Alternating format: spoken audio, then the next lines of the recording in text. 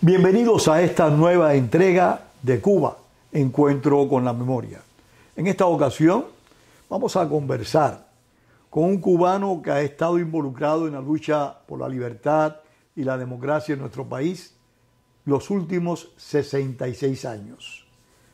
Prácticamente desde la primera juventud, casi saliendo de la adolescencia, Juan López de la Cruz, conocido por sus amigos como Johnny, miembro de la Brigada 2506, coronel del Ejército de Estados Unidos en condición de retiro, se dedicó y se involucró en la lucha por la libertad de Cuba y de los cubanos.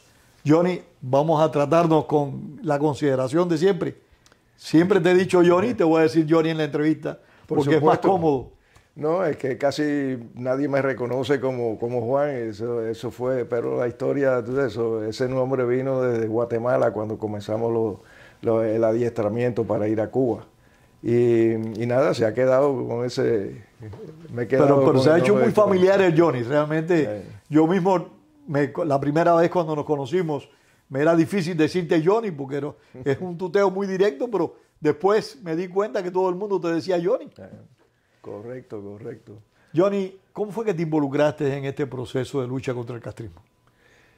Bueno, mira, en Cuba tú sabes que antes de que Fidel Castro, ya cuando la revolución estaba andando, yo diría que casi todo el mundo estaba apoyando la revolución. Y yo fui uno de ellos. Ayudé en lo que podía, porque en aquel tiempo todavía éramos estudiantes jóvenes y era pintando las paredes. Tú eres de Manzanillo, me dijiste. De Manzanillo.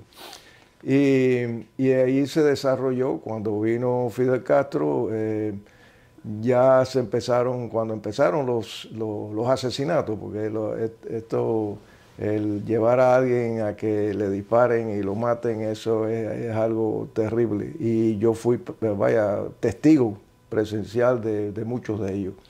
Uno de ellos, que fue el que de verdad me abrió los ojos de que el sistema había cambiado de una forma en que no era bueno para Cuba, ni para los cubanos.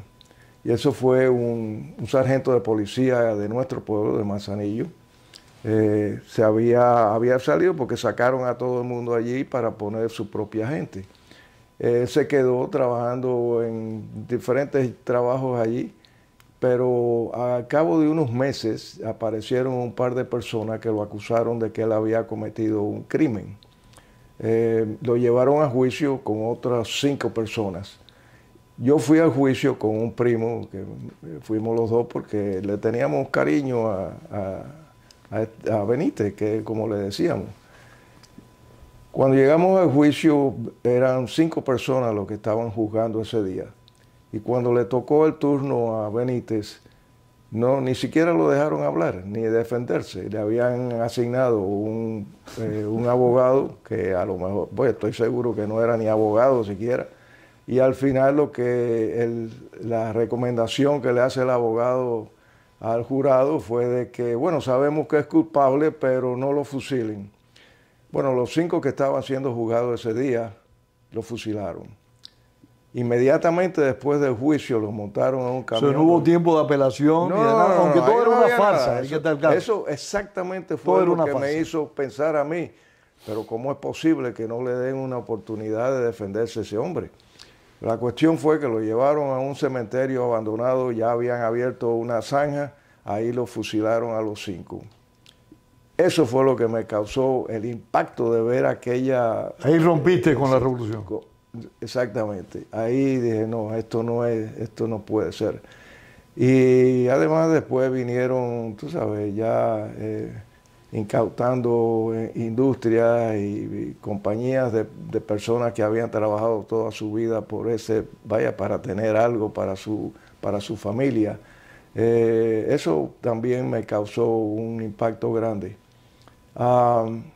Y ahí comencé a trabajar con un grupo de estudiantes. Ya nosotros habíamos terminado... O sea, estuviste involucrado en la lucha clandestina en Cuba contra el castrismo. Exacto.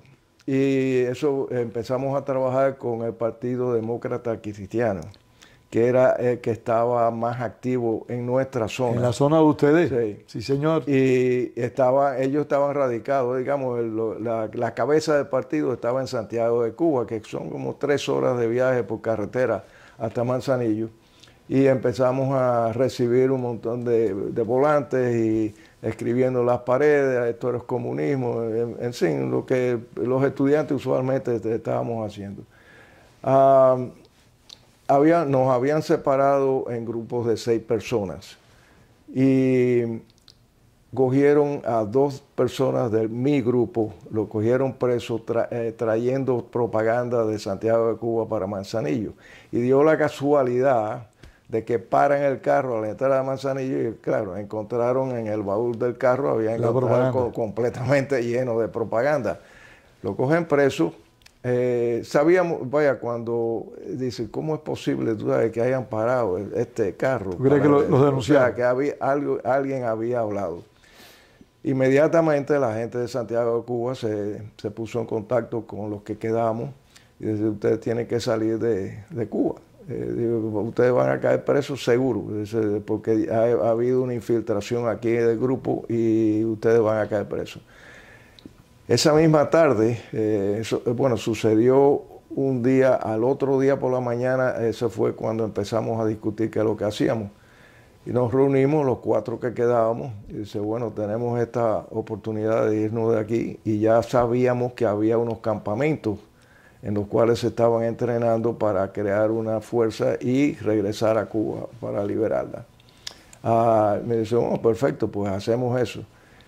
Nos vinieron a buscar un señor que se llama Segundo Miranda, que también fue, lo conoce, por supuesto. Otro hombre notable en la lucha. Sí, señor. Pues él fue quien viene de Santiago de Cuba a recogernos, llevarnos... Perdóname, sí. Yo creo que hay pocos acontecimientos de la lucha contra el régimen castrista en el que Segundo Miranda no haya estado involucrado. Es verdad.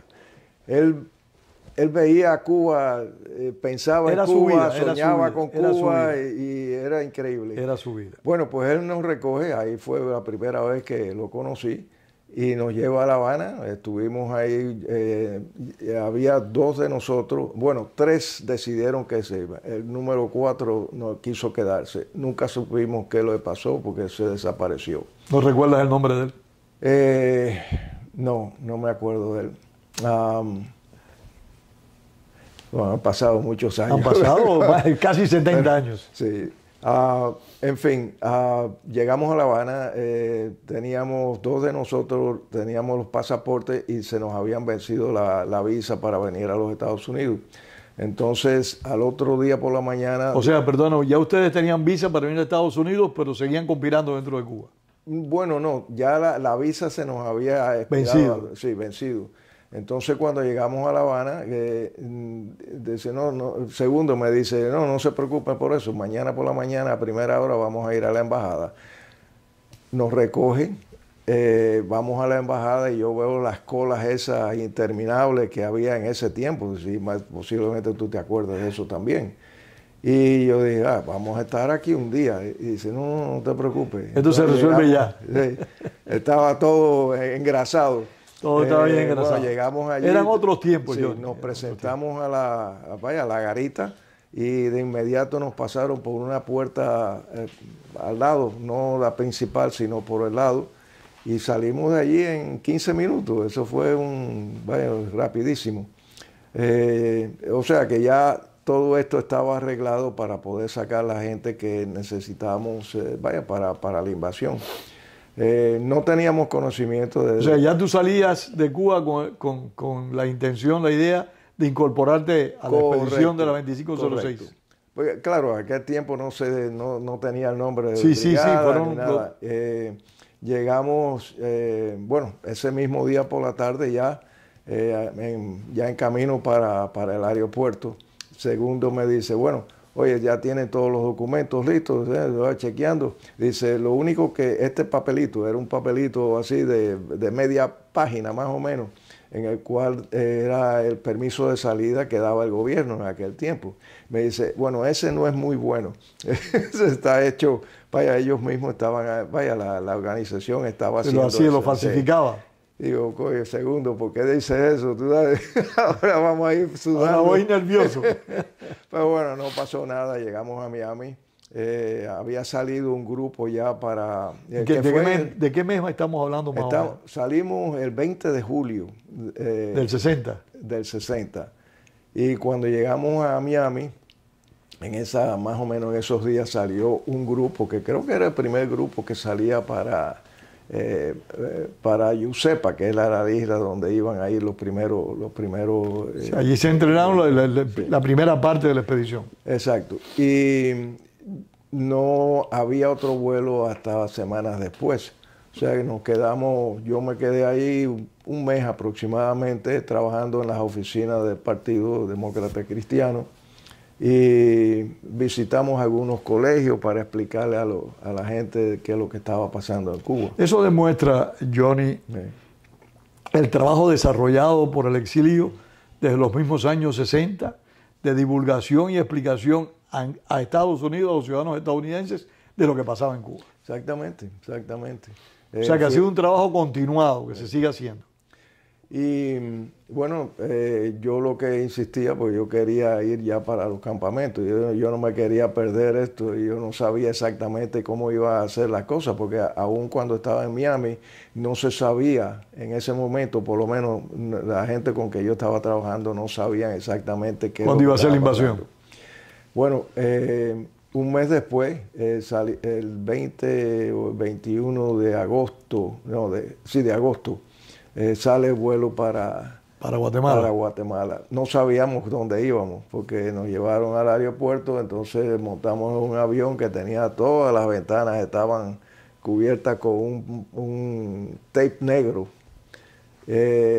Y bueno, salimos, después de varias horas ya empieza a amanecer, porque eso nos salimos como a las 3 de la mañana, una cosa así.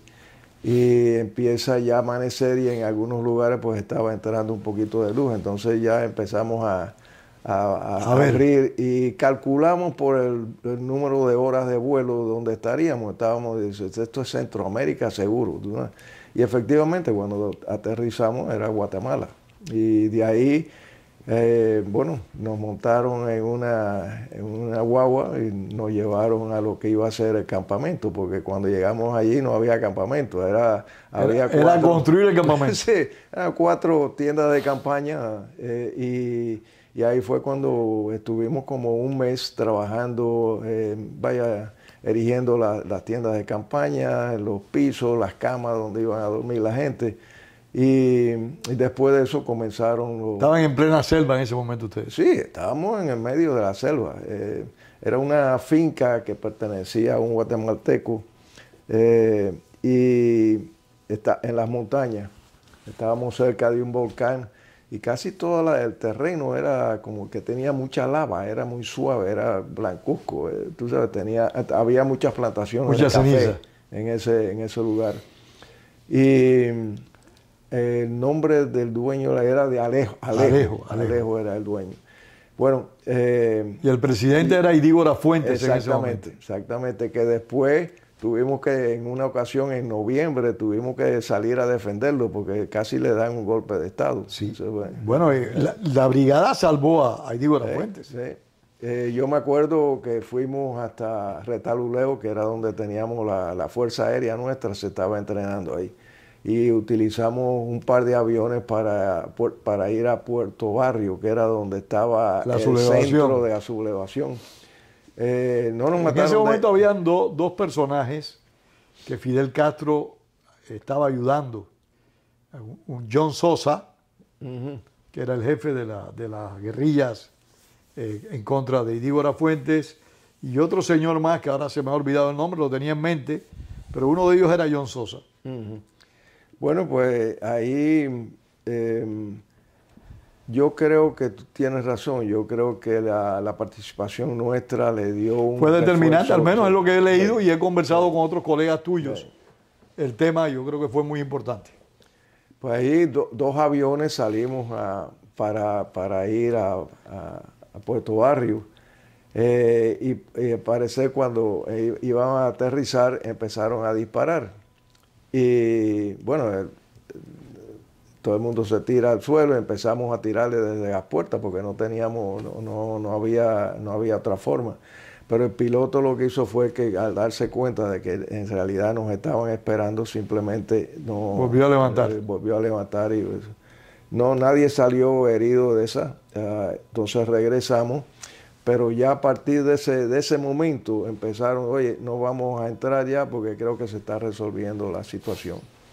Y bueno, regresamos a la base nuestra, base track, que era como se llamaba, y ahí comenzaron los...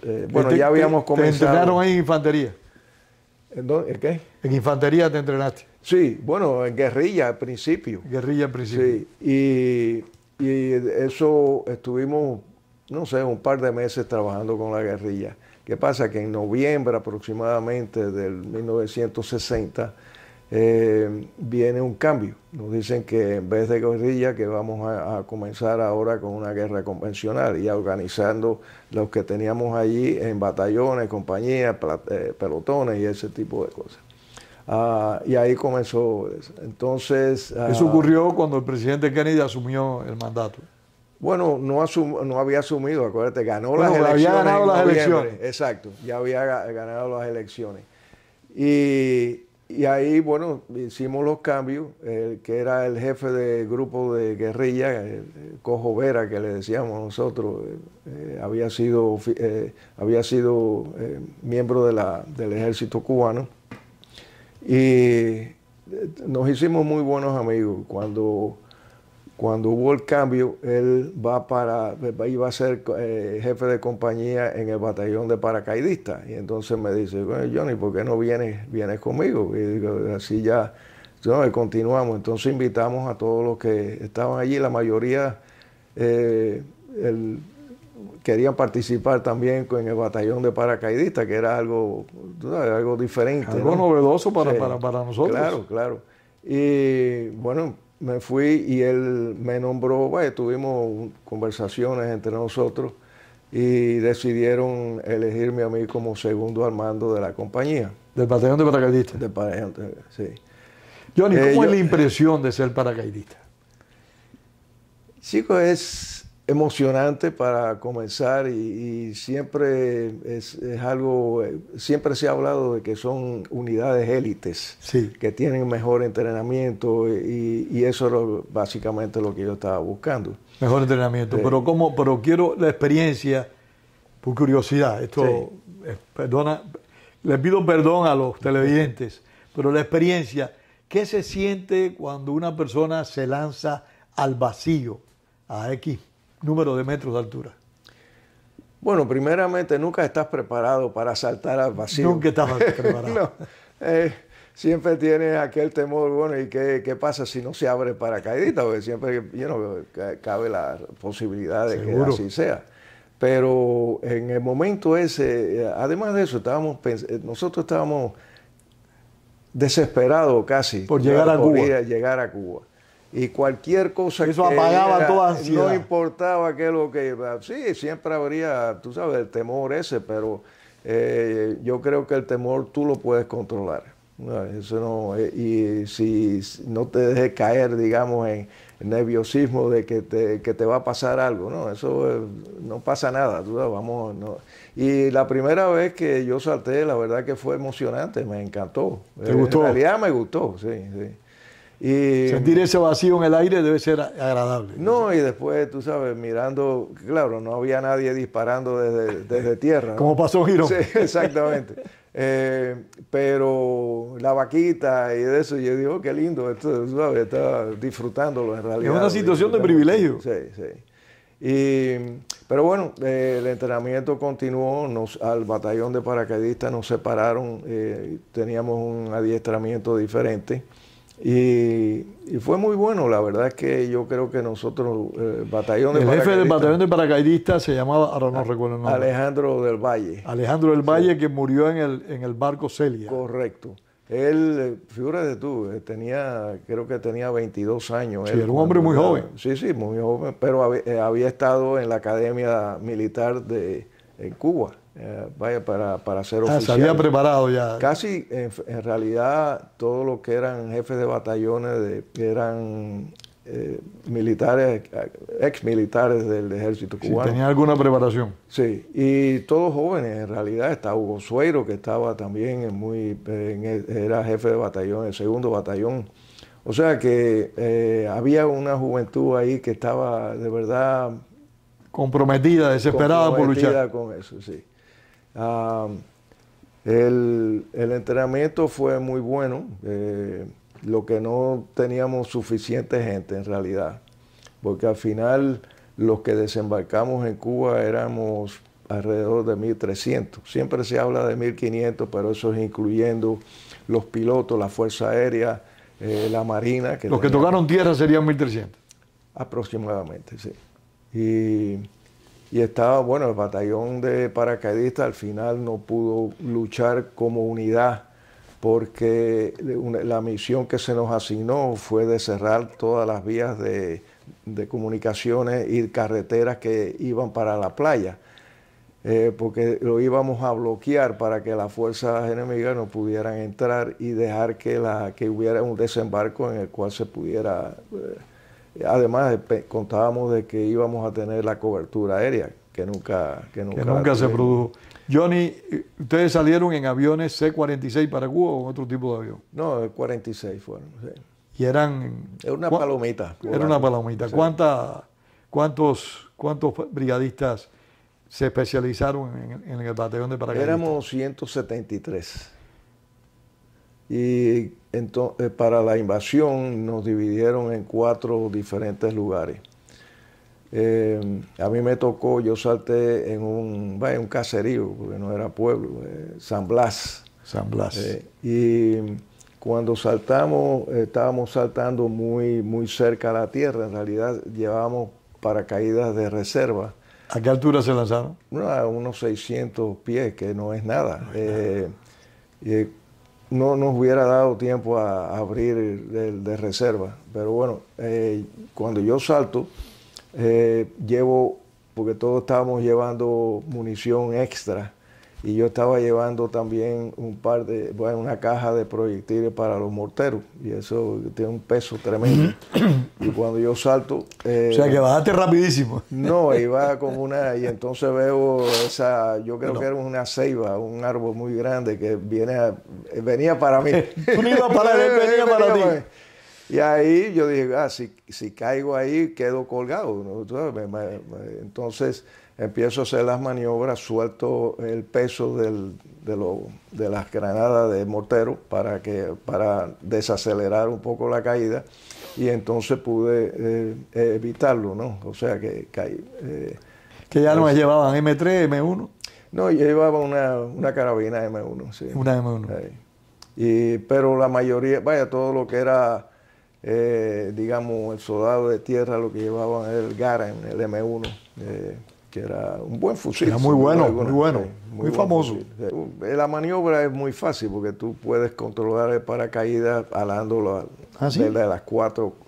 No, y ahora los paracaídas de ahora te dejan en el centro de donde tú son quieras. Drones. Sí. Pero esos paracaídas eran los antiguos de la Segunda Guerra Mundial, pero de todas maneras se podía, tú sabes, evitar, tratar de guiarlo a donde tú querías aterrizar.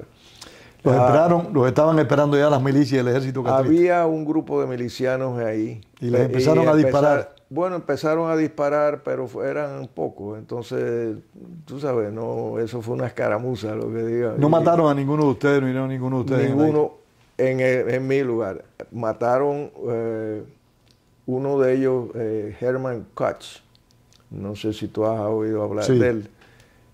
Una historia triste porque la noche que estábamos ya en Nicaragua, que fue de donde partimos, yo estaba debajo del avión que nos iba a llevar allá y me tiré allí para descansar hasta que partiéramos.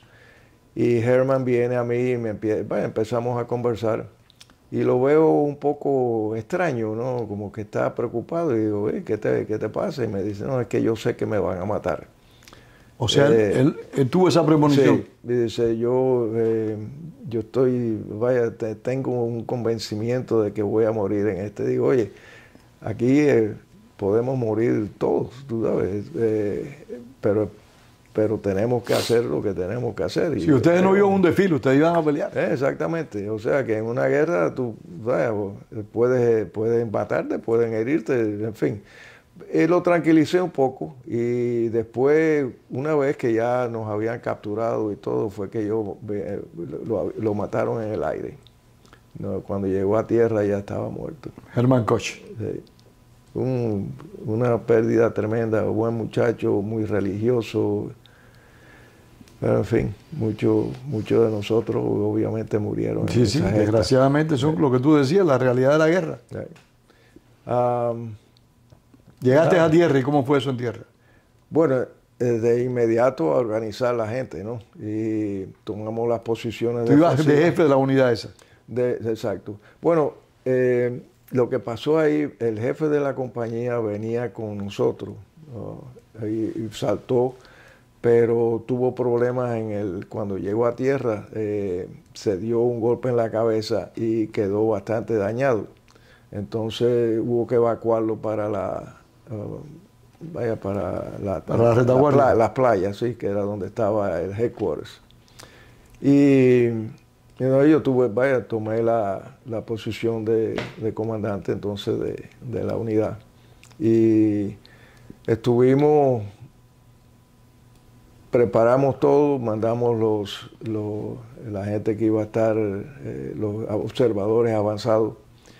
Seríamos todas las armas de apoyo que teníamos, que no eran tantas, eran un mortero de 81. Entonces esperamos hasta que... O sea, la única arma de apoyo que daban ustedes fue el mortero. En ese momento era lo único que teníamos. Después tuvimos la ayuda de los morteros 4.2, que son ya un poquito más grandes, mucho más grandes, pero que estaban en la retaguardia. En ese primer día, por la mañana y por la tarde, nunca tuvimos ningún apoyo, sino lo que teníamos, luchamos con lo que teníamos. ¿Fue duro ese primer día? Ese primer día sí, porque ya para las 2 de la tarde empezaron a entrar, ya venían... Miles de milicianos. Sí.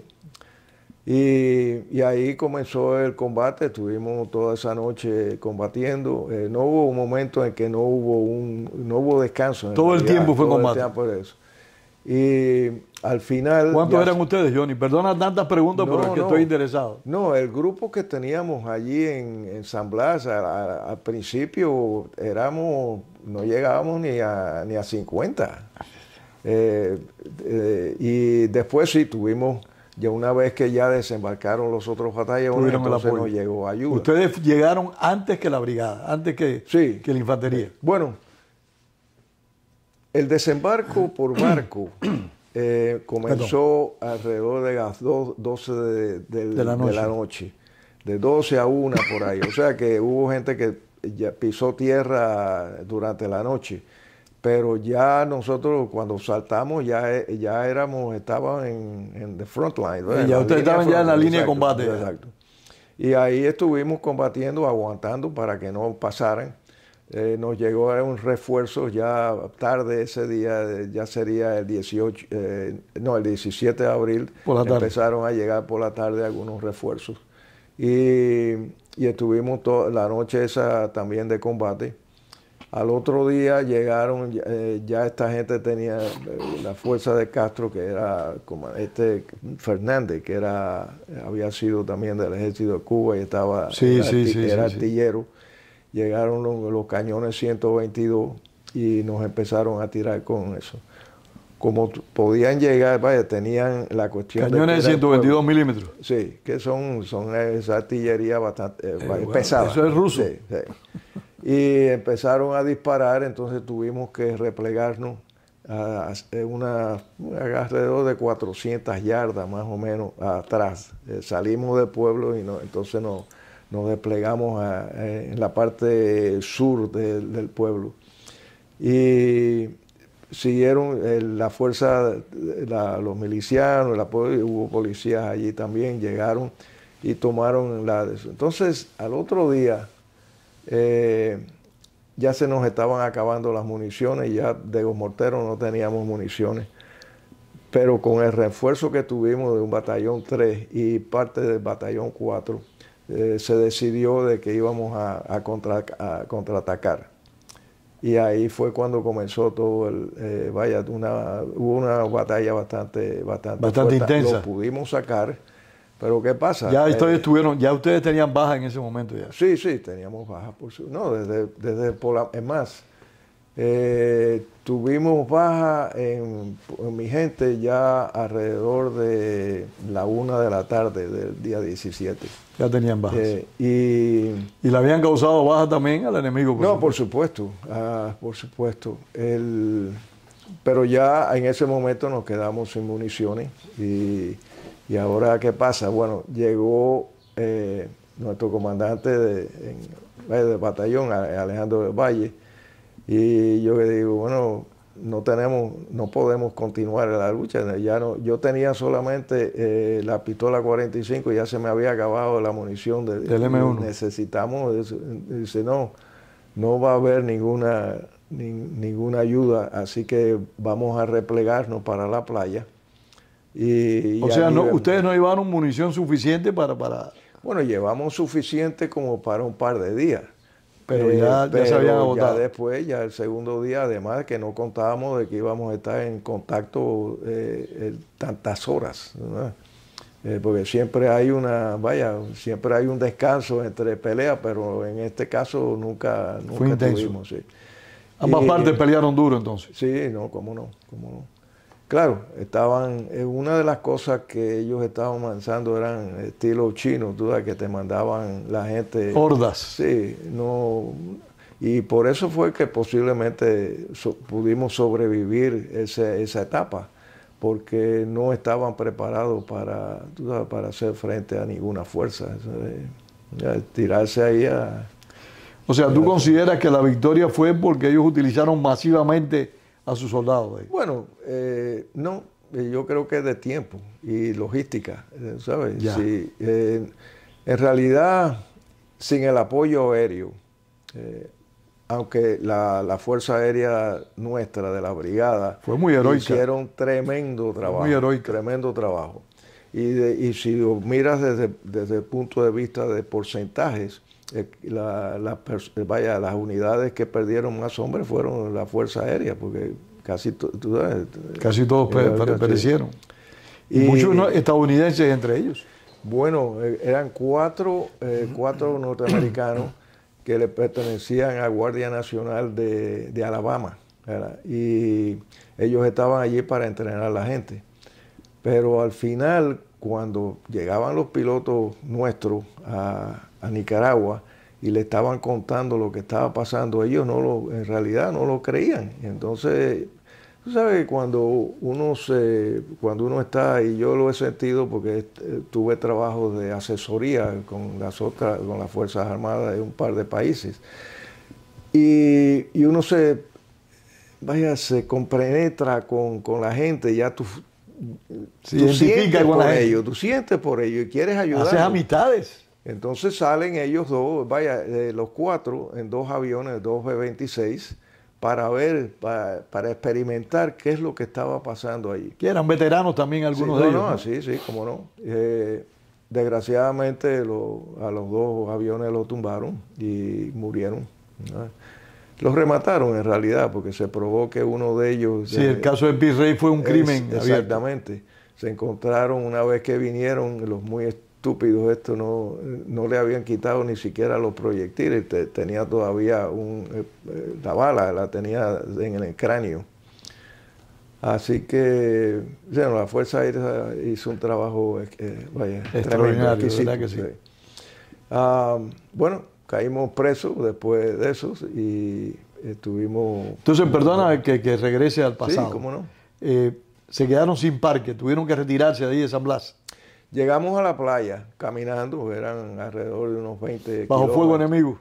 No, ya ellos todavía no se habían dado cuenta de que nosotros nos habíamos retirado y no habían avanzado. Acuérdate que eso fue después del combate que tuvimos, en la cual los empujamos de nuevo fuera de la aldea de San Blas. Y nos dio tiempo para llegar a la playa, todos caminando, ¿no? Yo recogí mi gente, destruimos los morteros porque era un peso que no había parque para ellos, así que los destruimos básicamente.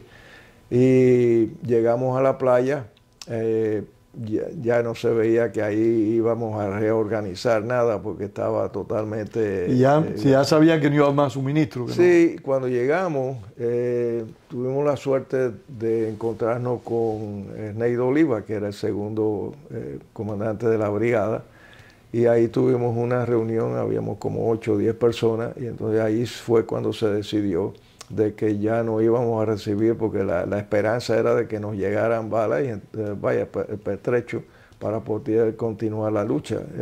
No iba a llegar nada. A ustedes le habían hundido el barco en el cual venía la mayor parte del parque, sí, los dos barcos. Sí, dos barcos que estaban con el Houston, uno de ellos. Correcto. Y el Río Escondido, que también también traía parque. Sí. Una vez que se tomó la decisión, nos dividimos en pequeños grupos, tratando ya, sabíamos de que ya posiblemente ya teníamos anillos en los cuales iba a ser difícil de pasar.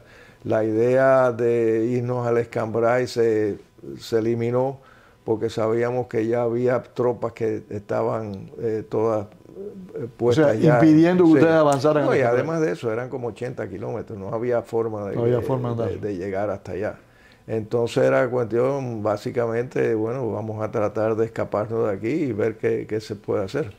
Eso no habíamos, en realidad nunca habíamos considerado esa opción de que íbamos primero a perder y segundo de vernos en una situación en que no sabíamos exactamente qué iba a pasar, ¿no? Así que... Johnny, en un análisis final de la acción de la Brigada 2506 en Valle de Cochinos, ¿tú consideras de que estuvo mal planeada, de que estuvo mal orientada? Tú que eres especialista en logística, que la labor de logística no se hizo con la efectividad necesaria. No había plan B. Y eso es importante. Sí. Y segundo, que era lo más importante, era tener control del aire, y nunca lo tuvimos. Perdimos los 2 barcos esos. Después nuestra Fuerza Aérea no pudo operar libremente. Y eso fue, yo diría que esa sería la causa mayor, el no tener digamos, el control del aire. Y porque, estábamos totalmente desamparados y lo que se prometió nunca llegó. Johnny, militarmente hablando, ¿crees que hubiera sido posible, si ustedes hubieran tenido los recursos necesarios, derrotar al ejército de Castro?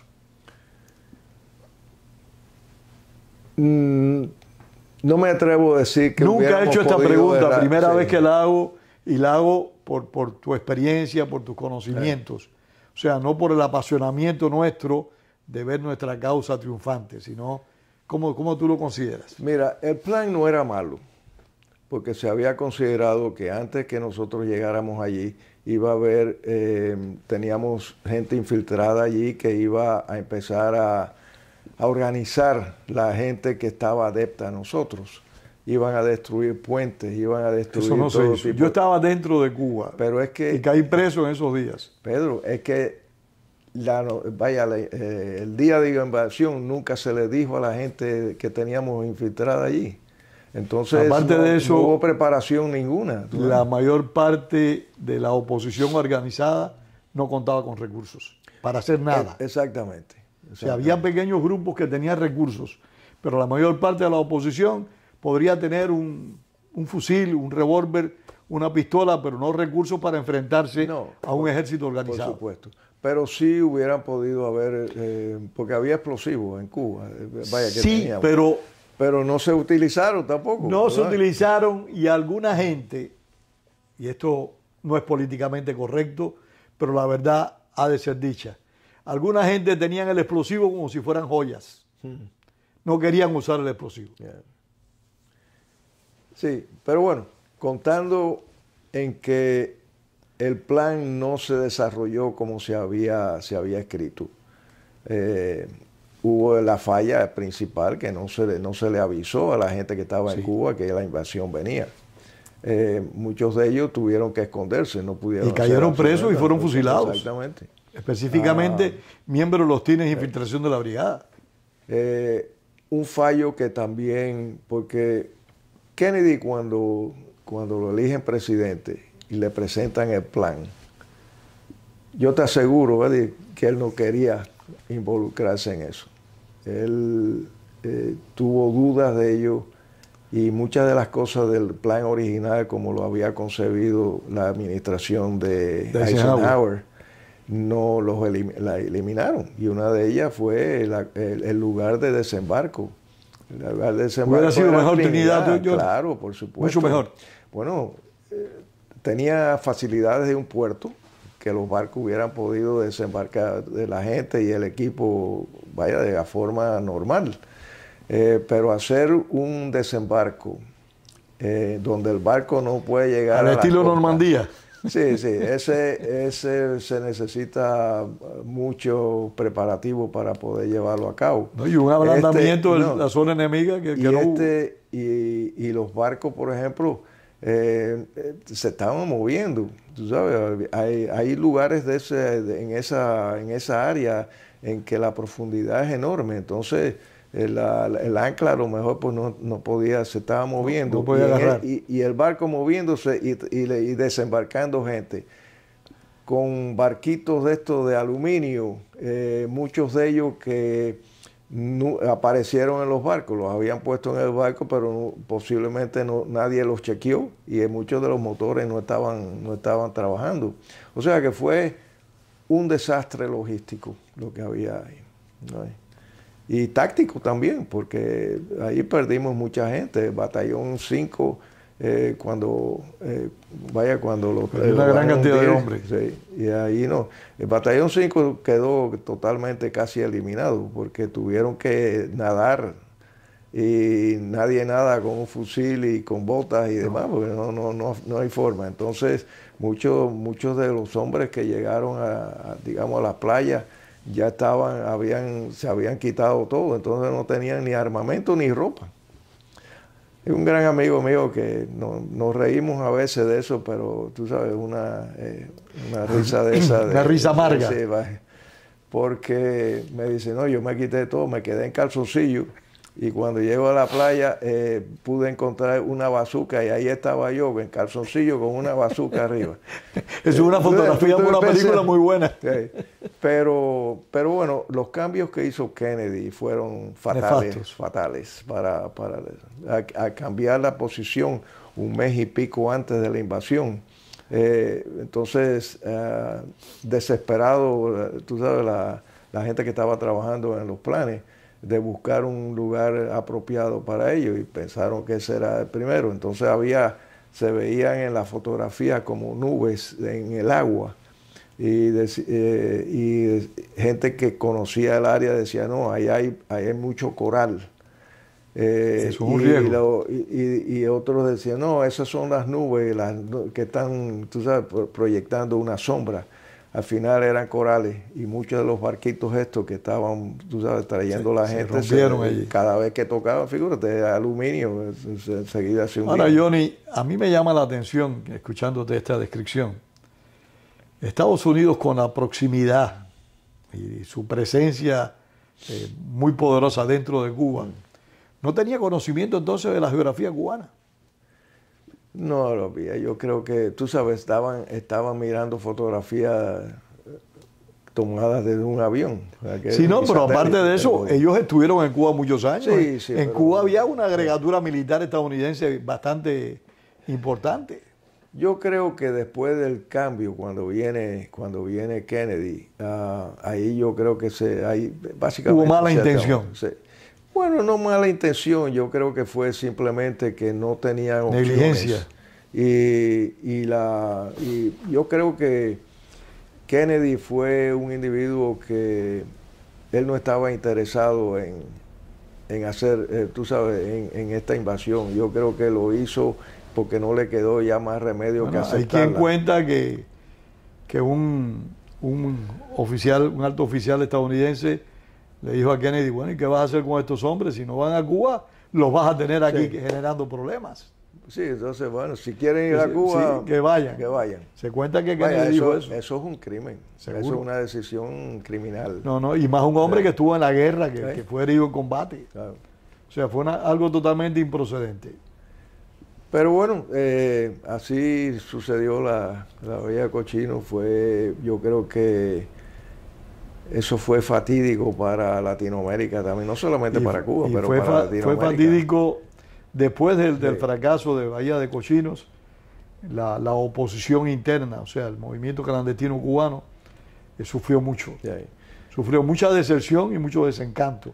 Mucha gente dejaron de conspirar cuando fracasó Bahía de Cochinos.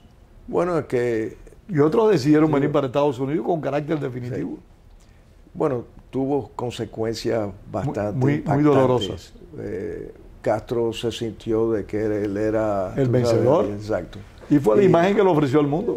Y eso trajo por consecuencia también, no solamente Castro ayudando a los movimientos guerrilleros a través de Latinoamérica y otros lugares, porque ahí hasta África se metieron. Seguro. Segundo, la crisis de octubre, que eso fue consecuencia de la Bahía de Cochinos. Antes de llegar a la crisis de octubre, que quiero que me hables de eso, me interesa que terminemos cómo caíste preso ahí en Bahía de Cochinos. Bueno, estuvimos, yo estaba con dos amigos, Amado Gayol, estoy seguro que tú lo conozco, conoces, sí, como que no. Y Sequeira, el gato Sequeira le decíamos.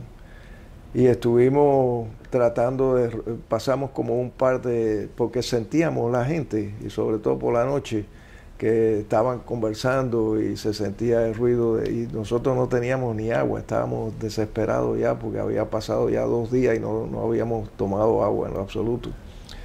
Entonces decidimos salir de las malezas y buscar la carretera pensando de que ahí íbamos a encontrar quizás un bohío, una casa o agua, básicamente lo que estábamos buscando.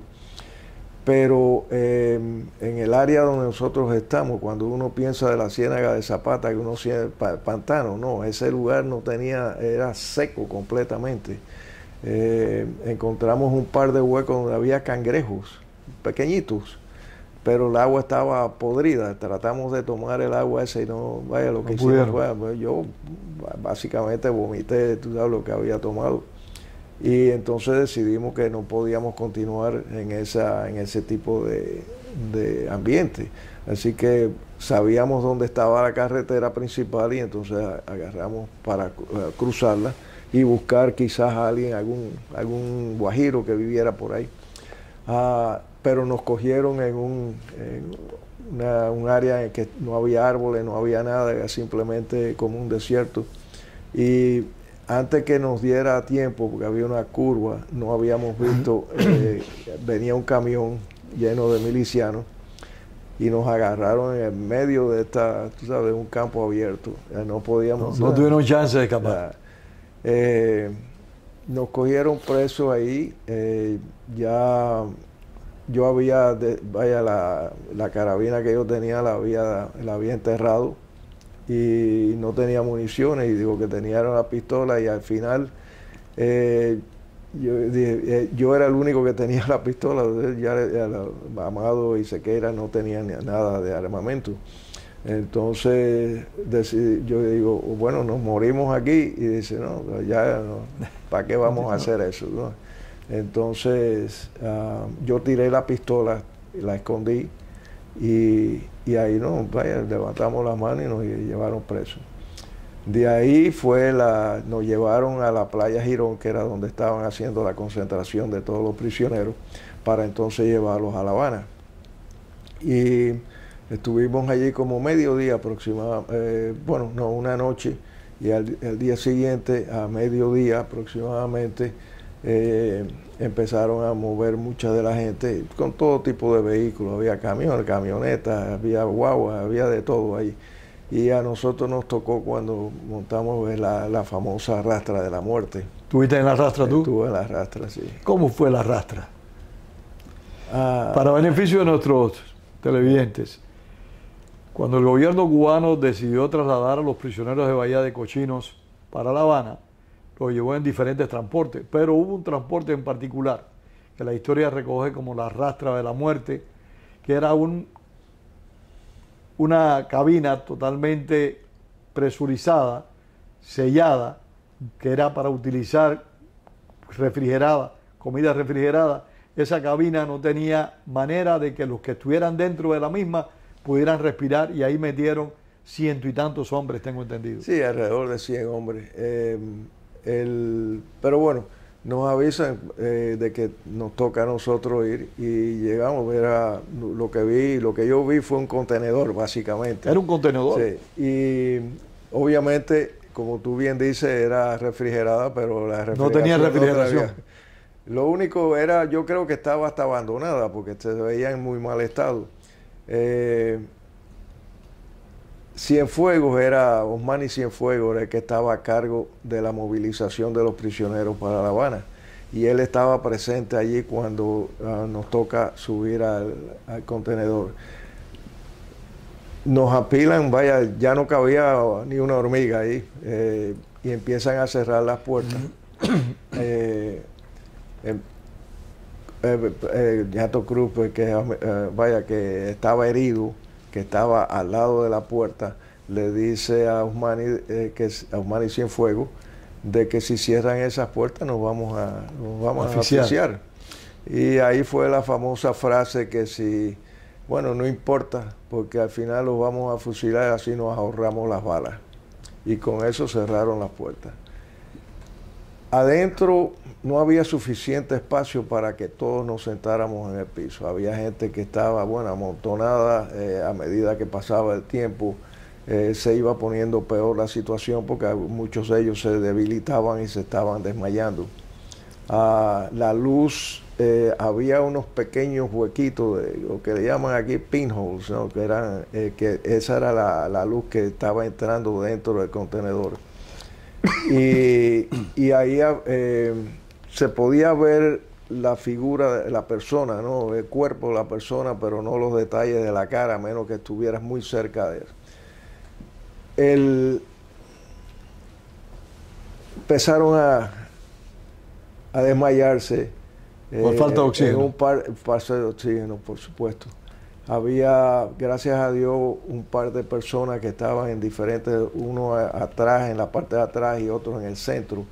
Empezaron a tratar de romper porque tenía una madera adentro, y empezaron a romper eso para llegar. O sea, dentro de la cabina, del container ese, había madera que cubría las paredes. Sí, estaban cubriendo las paredes, era como un plywood, pero fino. Y eso lo pudieron romper para llegar entonces a la parte de metal. Sí. Y como te dije, no se veía que estaba bastante mala, y había áreas que estaban podridas. Y entonces ahí pudieron, en ambos lugares, pudieron abrir un huequito quizás de 1 pulgada, no era más que eso. Eran en las esquinas donde estaba el metal. Pero eso era una bendición. Dañado.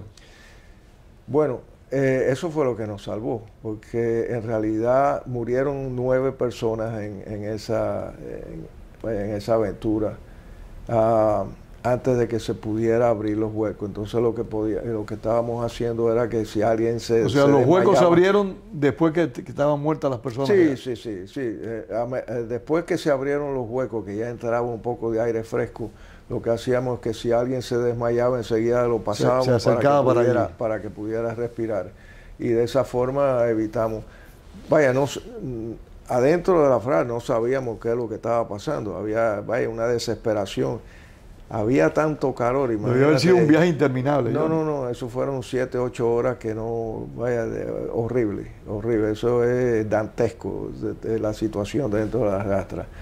Y gente quitándose la ropa y tú sabes, que tratando de caminar por arriba de las otras personas. Te digo que eso, vaya, a veces me emociona un poco pensando en eso. Es que debe ser no emocionante, traumático. Es una experiencia terrible. Pensando en la gente, tú sabes, que murió de esa forma, que es una muerte horrible, tú sabes, ser asfixiado. Cuando llegamos a La Habana, al Palacio de Deportes, que era donde estaban reuniendo a todos los prisioneros, abren las puertas y figúrate tú, en el verano, el calor de allí, y cuando abren las puertas esas, entra el aire, y era como si hubiéramos entrado en un cuarto con aire acondicionado, imagínate. La temperatura ahí tiene que haber llegado a los 100 o 100 y pico de grados. Donde empiezan a decir a la gente que empieza a salir. Los primeros que salen se caen y se habían desmayado. Cuando a mí me toca, yo estaba más o menos en el centro, y cuando me toca para saltar, yo veo aquella cantidad de, ¿sabes?, cuerpos, y digo, no puedo saltar. Entonces, lo que hice fue que me tiré hacia el costado, y antes de eso yo miro para atrás y veo algunos cuerpos. Y yo digo, bueno, vaya, no pensé que estaban muertos en realidad, porque no nos habíamos dado cuenta. ¿Ustedes no sabían dentro de la rastra que habían ya personas fallecidas? No. Quizás alguien que estuviera al lado. Sí, se dio cuenta, pero tú, ¿dónde te encontrabas? No. Y bueno, miro para atrás y veo cuerpos y digo, bueno, seguramente que se han desmayado. Y ahí empezaron ya, tú sabes, cuando llegamos ya empujarnos con bayoneta para que corriéramos, y nada, estuvimos prácticamente sentados en ese Palacio de Deportes por una semana. Ahí dieron comida, tú sabes, que estaba alterada para causar diarrea, sí, y ese tipo de cosas. Una práctica regular de ellos. Sí. No, horrible, vaya, esos días fueron duros, muy duros. Después nos llevan al castillo, primero al hospital naval, que todavía no había sido terminado, estaba bajo construcción, pero por lo menos había más espacio y había más facilidades de baño, porque en realidad mucha gente, vaya, no llegaba al baño.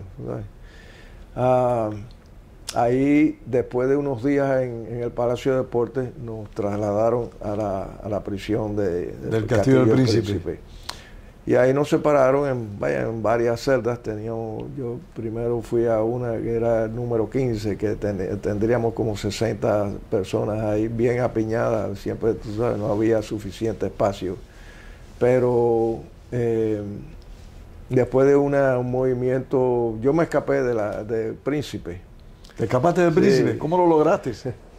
Bueno, nos cambiaron, a mí me cambiaron con otro grupo, nos cambiaron y nos pusieron en otra celda, en que había tanta gente ahí que permitieron de que la gente, si no llovía, porque pudieran dormir en el patio. Era un patio bastante grande.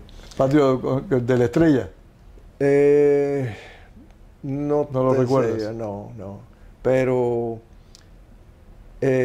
fue cuando tuvimos el juicio, que eso fue en abril del 62, que fue cuando nos sentenciaron a 30 años de prisión, trabajos forzados y demás. Y después de eso, yo dije, bueno, yo no voy a estar 30 años aquí, yo tengo que encontrar la forma de salir de aquí. Y entonces empezamos dos personas más, Luis Jaguet y el segundo, que era González Morejón. Había sido capitán del ejército cubano. De la República. Y estuvimos planificando, bueno, cómo nos escapamos de aquí. Y empezamos a pensar, vaya, qué es lo que íbamos a hacer para escapar. Y empezamos estábamos en el segundo piso en la parte de arriba del castillo. Entonces teníamos que tener una soga para bajar y otra soga para subir una vez que cruzáramos ¿cómo le llaman? El espacio que había entre las paredes, la fosa en realidad, lo que era. Y empezamos a robarnos los sacos donde venía el pan, que eran de yute.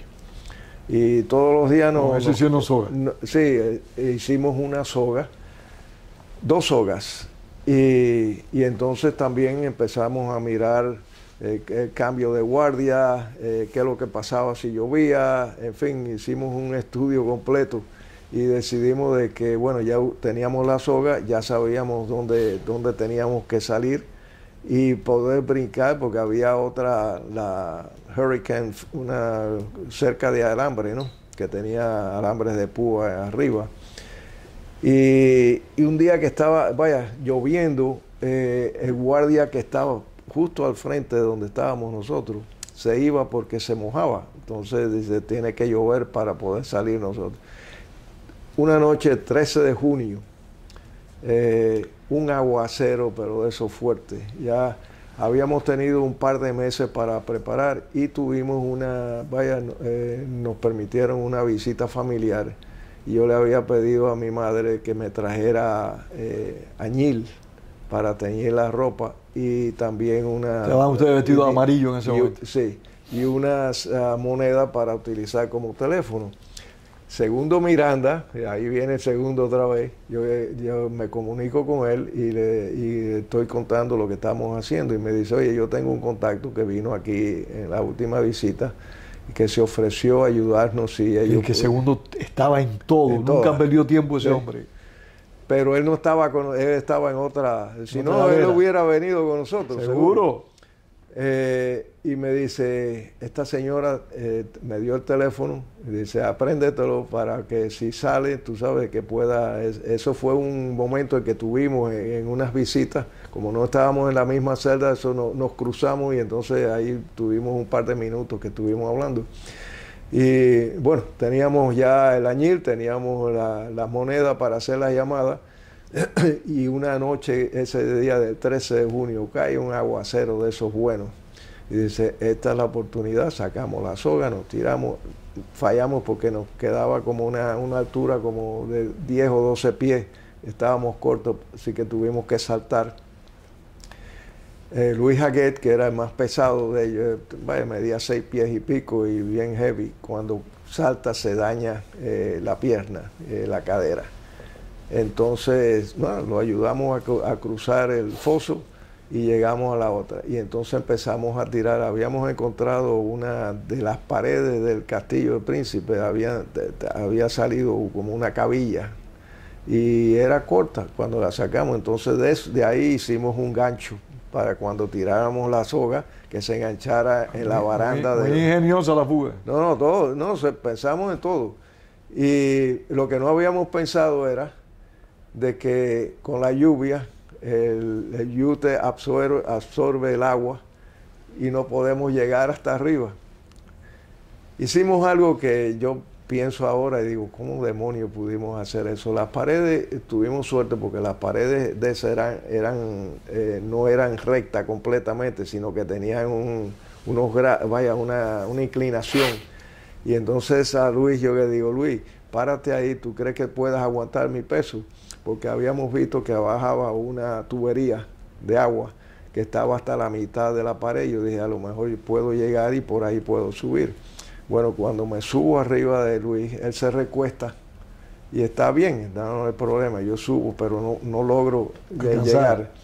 Y le digo a González, Pepín, le digo, oye, sube, para que tú llegues, sube tú. Yo no sé cómo lo hicimos. Pero él se sube arriba de mis hombros y llega a la tubería. Él ya tenía la soga enganchada y entonces sube por la tubería, engancha y yo subo por la soga. El problema era con Luis porque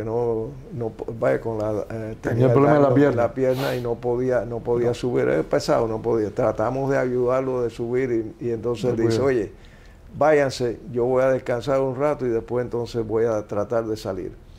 Bueno, llegamos, saltamos la cerca y tú sabes, hay una bajada hasta la calle. Creo que, no me acuerdo ahora el nombre de la calle, pero ya habíamos llevado unos periódicos para hacer el paripé de que nos estaban tapando. Sí. Ya el aguacero ya no se había suavizado un poco.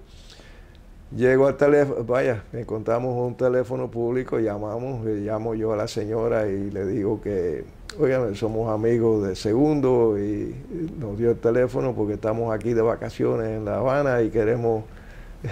Y la señora me dice, yo no sé qué usted me... me colgó, me cuelga y bueno, a lo mejor dije algo que no le gustó, déjame llamarla otra vez. Y cuando yo digo, por favor, señora, escúcheme, esto no es una broma ni nada, es simplemente que yo quería decir, nosotros somos amigos de Segundo. Y la señora me dice, mire, no puedo hablar, y entonces me colgó.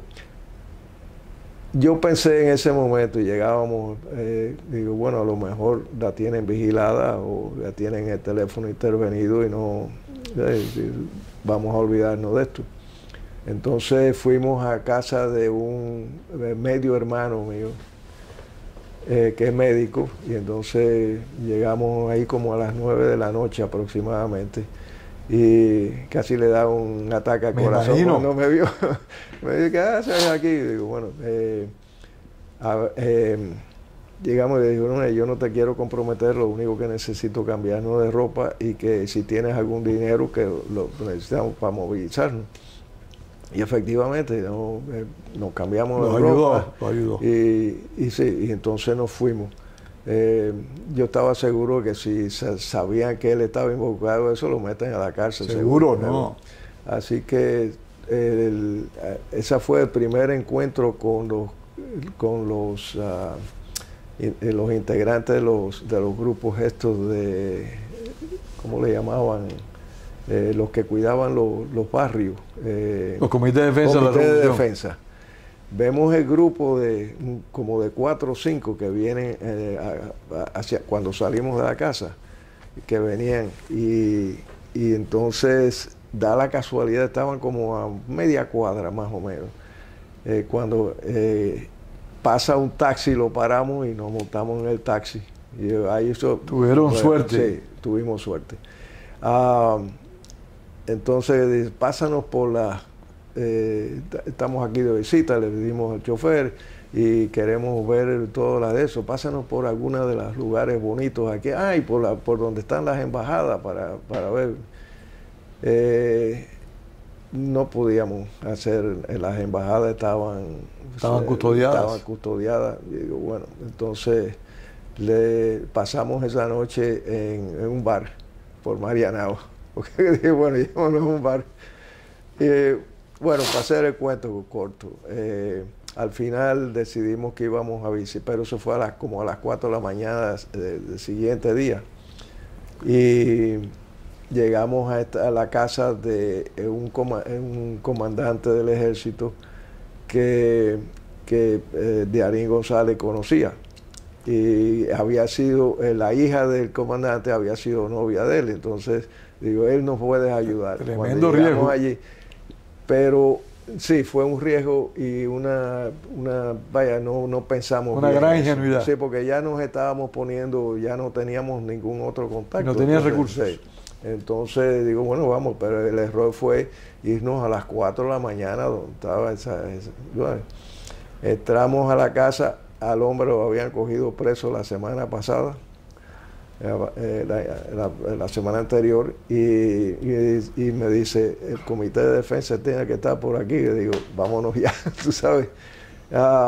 Cuando salimos ya estaban ahí, habían rodeado la casa completa. Sí, y ahí, claro, no teníamos identificación. Entonces, el cuento que le hicimos, que éramos estudiantes de Manzanillo, González había estado en Manzanillo, conocía la ciudad. Así que podíamos, vaya, el cuento que le decimos, pero ya habían llamado a la policía. Dice, no, tienen que esperar a la policía. Nos llevan a una de las jefaturas. Y ahí mismo ya lo descubrieron ya. Bueno, todo el día nos pasamos ahí en una una habitación un poco más grande que la sala esta de aquí. Y había, siempre nosotros decíamos, pero oye, ¿cuándo nos van a soltar? Estamos aquí de vacaciones, vamos a pasar aquí en la cárcel. El problema fue que como a las 6 de la tarde pasa un grupo de oficiales, había una puerta solamente y había un guardia ahí. Y un grupo de oficiales del ejército paran y empiezan a mirar para adentro. Entonces, uno de ellos le dice, tú eres Morejón, porque él era González Morejón. Y él no había dado su nombre, el nombre de él de pila, sino inventado, había mismo cambiado. Lo descubrieron.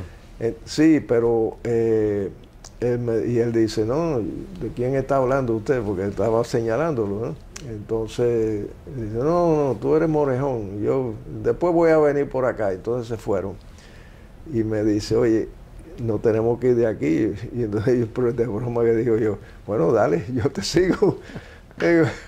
No había forma, habíamos ido al baño, habíamos chequeado a ver si había alguna forma de salir por una ventana que estaba bastante alta en el baño, pero tenía barrote, o sea que no podíamos hacer nada. Y entonces decidimos decirle quiénes éramos para salir de ahí, para cuando viniera este tipo que ya no estuviera ahí. Y porque obviamente al dar un nombre equivocado... Ya las sospechas crecen. Sí, no, claro. Y fue una tontería porque había varios militares ahí, pero cuando lo cogen preso a él, se le dio de que dar un nombre ficticio. La cuestión es que nos llevan de ahí viene a recoger el G2, nos lleva a Villa Marista. Ahí empiezan los interrogatorios. Ellos lo que estaban más interesados en saber quién nos había ayudado a salir de Príncipe. Y me preguntaban eso constantemente y me preguntaban otra cosa, volvían otra vez. Ya yo tenía una luz aquí, yo no veía al tipo que me estaba interrogando. Y una mesita y una luz y él de ahí. Y en una de esas ya yo estaba tan cansado, y digo, coño, compadre, tú sabes, ya he dicho, cuando digo el coño, compadre, me dieron un tortazo, tú sabes, yo no sabía que había alguien detrás de ti. Caigo con la silla y todo para el piso, ahí me dieron una paliza bastante fuerte, tuve varias semanas con, dolores de la patada que me dieron. Pero después de eso, simplemente me ayudaron a pararme y entonces, bueno, vamos, ya hemos terminado aquí. Y de ahí nos mandaron de nuevo para el Príncipe, pero esta vez nos pusieron en celdas de castigo, que eran celdas estas que están oscuras. Sí, desde la colonia, el Príncipe era una prisión de la colonia. Johnny, por razones de tiempo, desgraciadamente, tú sabes que el tiempo es un tirano peor que Castro. Por supuesto. Por razones de tiempo, Johnny, quisiera que me dijera cómo te ingresaste al ejército de Estados Unidos. Bueno, una vez que regresamos a Miami, después de la negociación que hubo con Castro, en realidad yo no estaba pensando, bueno, estudiar, seguir estudiando. Pero entonces se presenta la oportunidad porque el presidente Kennedy nos dice que quisiera tener un cuerpo de oficiales preparados por si acaso hay algo para Cuba. Y entonces, nada, ahí fue la decisión fue muy fácil. Eso fue en el año 63. 63. El 11 de marzo fue cuando yo entré a los Marines. ¿Qué tiempo estuviste en los Marines? Un año porque después de eso, varios de los que habíamos entrado a los Marines, nos dimos cuenta de que las cosas que queríamos aprender, los Marines era un cuerpo bastante pequeño y no tenía la cantidad de escuelas y posibilidades que había con el ejército. ¿Pasaron para la Armada entonces? Sí, pedimos una transferencia para el ejército y ahí continuamos con la carrera. Yo estuve 26 años en el ejército esperando otra oportunidad para Cuba, porque nunca llegó. Johnny, pero llegaste a coronel del ejército de Estados Unidos, sí, señor, que es un grado notable, importante. Varios cubanos fueron coroneles. Éramos 9 de la brigada, fuimos 9. Los que llegaron a coronel. que llegamos a coronel, sí. Y uno llegó a general. El que llegó a general era Nate Oliva, que era el segundo de la brigada, y él participó, no fue en el ejército, sino fue en la Guardia Nacional de Washington, y que él llegó a ese grado. ¿Participaste en alguna acción militar de Estados Unidos, digamos Vietnam? Bueno, estuve dos tours o 2 viajes a Vietnam, o sea, 2 años que estuve. ¿En qué años estuviste en Vietnam? En el 67, 68 y después en el 70. ¿Infantería? Tuve infantería primero y después logística. Estuve en el segundo viaje allá. Estuve en logística y fue de lo más interesante porque estuve envuelto en la invasión de Laos, apoyando a... La que el gobierno de Estados Unidos negó históricamente. No, por supuesto, pero no, en realidad te digo una cosa, hubo soldados de Special Forces que sí estaban cruzando el borde. Constantemente. Ahora... No, y unidades de la Fuerza Aérea también. Sí. Pero en este caso, ese era el ejército vietnamís que fue. Y entonces nosotros le dimos todo el apoyo logístico, que entonces ahí estuve como 3 meses aproximadamente. Después fui al Delta, al área... Al Delta del Mekong. Al sur, sí, el Mekong Delta. Y ahí también vimos combate y estuve como segundo de un batallón. Y a mí me encantó y después yo nunca pensé que iba a ser militar. Simplemente las circunstancias me llevaron a ello. Pero mirando hacia atrás, ¿sabes? Fue una experiencia bonita y un espíritu de cuerpo que había muy bonito. Y yo nunca, si tuviera que hacerlo, lo haría otra vez. Lo harías de nuevo. Y si tuvieras que volver a Playa Girón, lo harías de nuevo también. Sí, pero ya con un poquito más de conocimiento. Sí. Sin duda alguna ya. No, es una lástima que, tú sabes, se haya perdido la oportunidad. Yo creo que si hubiera podido arreglar, nunca hubiéramos tenido el problema que tenemos ahora con Cuba, que ha sido destruida por un régimen que odia al pueblo cubano, porque yo no creo que ningún líder que se llame líder puede querer eso para su pueblo. Johnny, muchísimas gracias por esta conversación. Muchísimas gracias.